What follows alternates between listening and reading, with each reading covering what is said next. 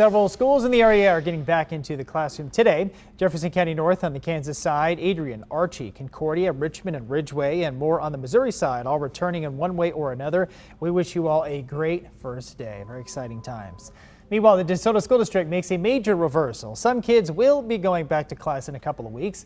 Board made a decision just before midnight after a 5-hour school board meeting packed with heated comments from parents and teachers. Okay, here's what they decided. School will start September 8th following the state of Kansas's yellow zone guidelines.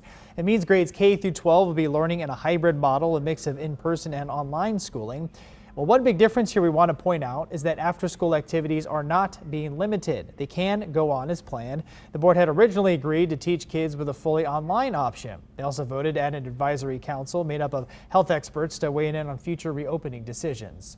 Well, hundreds of parents and students in Overland Park are demanding the Shawnee Mission School District allow in-person learning and activities. The group protested outside Shawnee Mission West High School before and during Monday night's school board meeting. Well, you see, look at them all. They chanted in the parking lot, and others addressed board members inside. The virus is out there, and whether we go to school or not go to school, it does not make the virus go away. And we just have to take precautions, and we can't totally shut down. This is not about politics. It's about demonstrating what it looks like to face difficulties and challenging situations with civility and determination until we break through to the other side. Well, the Shawnee Mission District begins the school year September 8th with online learning. District hopes to move to a hybrid plan and eventually in-person classes as COVID case numbers improve. In-person activities and fall sports have been suspended. Rockhurst High School has been back for around a week, but how effective are the safety precautions the school has in place? KBC9's Matt Evans is live this morning with the answer. Matt, good morning to you.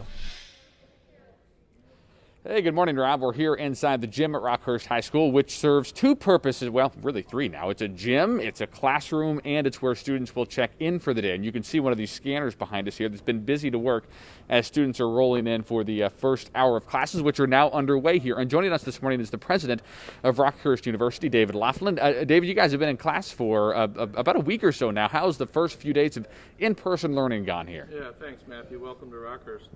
You know, the first day, there's a lot of re-engineering of school in order to follow the CDC guidelines and do the social distancing and mask wearing and those things, how we work our lunch program.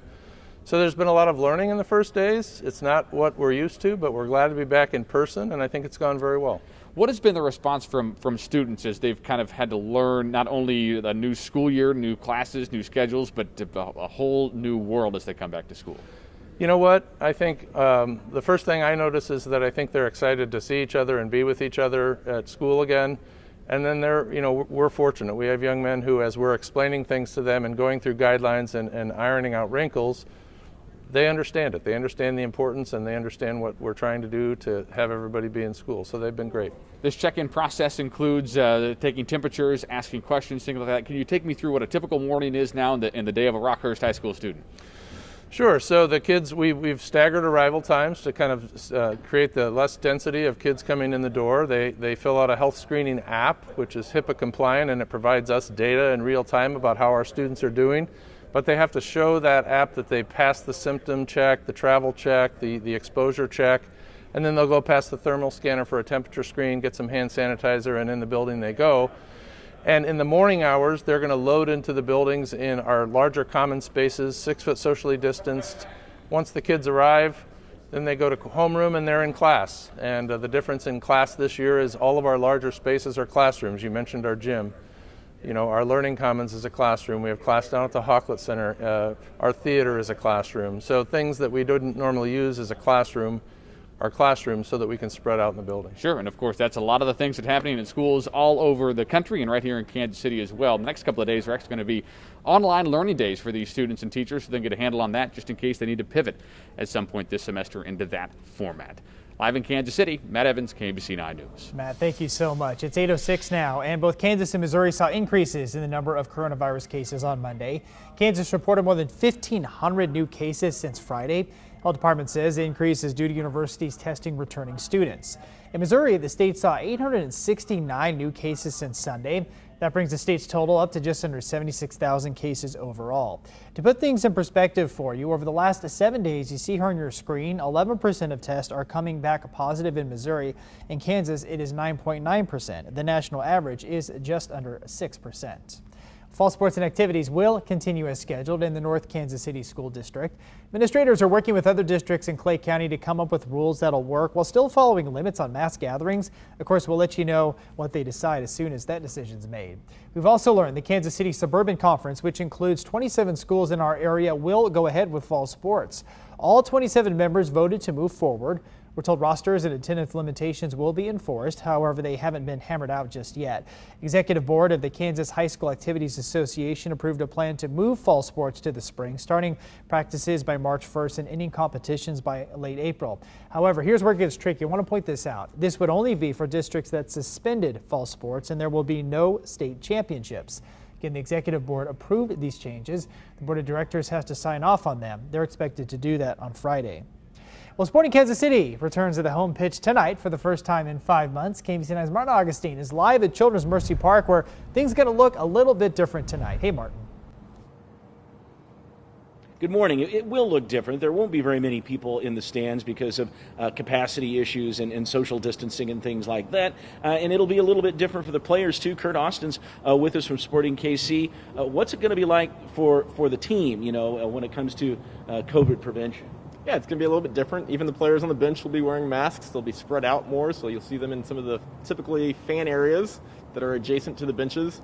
Visiting team will be in a different locker room. It's a bigger locker room to give them more space to spread out in the locker room. So certainly changes for the players, just like the fans. Now, it's been since the 7th of March since we've seen any soccer here, but there have been other things happening here at Children's Mercy Park. Kind of run down some of the things that have happened here.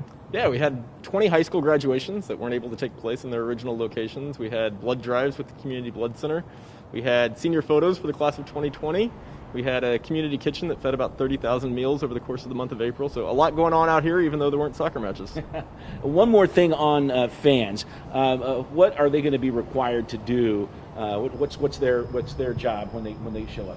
Yeah, two biggest things are certainly wearing a mask. Those are required as part of the public health order that's in effect. If you don't have one, we will provide one for you. And then social distancing. To stick with your group of 2 or 4 that are sitting together as you're coming through the gates, as you're moving through the concourse, and then going on to your seats.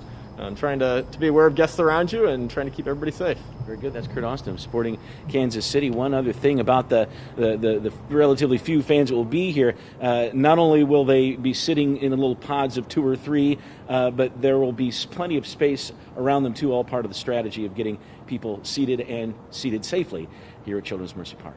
Reporting live, Martin Augustine, KMBC9 News. All right, sounds good, Martin. Thank you so much. Meanwhile, the City of Overland Park announced it is canceling the 2020 Fall Festival due to the coronavirus. The city made the announcement on its Twitter page. The city says it made the decision to help limit the spread of coronavirus in our community. Of course, we'll continue to follow the very latest developments surrounding the coronavirus. You can see the latest information online, on air, and on our KMBC9 News.